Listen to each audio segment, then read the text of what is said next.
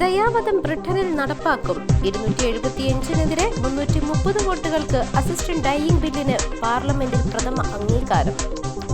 വർഷങ്ങൾക്ക് മുമ്പ് പോലീസിനോട് നുണ പറഞ്ഞു. ലേബർ മന്ത്രിസഭയിൽ ഗതാഗത മന്ത്രി ക്രിമിനൽ കേസിൽ കുറ്റസമ്മതം നടത്തി രാജിവെച്ചു. വേൾഡ് ബാങ്കിനുള്ള സംഭാവന വർദ്ധിപ്പിക്കാൻ ഒരുങ്ങി UK. 3 വർഷത്തിനുള്ളിൽ സർക്കാർ മുന്നോട്ട് വയ്ക്കുന്നത് 1.98 ബില്യൺ പൗണ്ട്. ട്രംപിന്റെ സ്ഥാനാരോഹണത്തിന് മുൻപ് മടങ്ങിയെത്തണം വിദേശ വിദ്യാർത്ഥികളോട് സർവകലാശാലകൾ. ഫെയ്ജൻ ചുഴലിക്കാറ്റ് ഇന്ന് കരുതൊടും. തമിഴ്നാട്ടിൽ അതീവ ജാഗ്രത.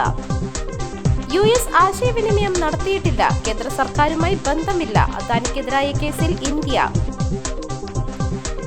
വിവാഹം കഴിക്കാൻ തയ്യാറായില്ല എന്നത് ആത്മഹത്യക്ക് പ്രേരണയായി മാറില്ല. സുപ്രീം കോടതി. 350 കോടി ചിലവിൽ റോബോ ലോകം. കേരളത്തിലെ ആദ്യത്തെ റോബോട്ടിക് പാർക്ക് തൃശൂരിൽ. ധാരണാപത്രം ഒപ്പിട്ടു.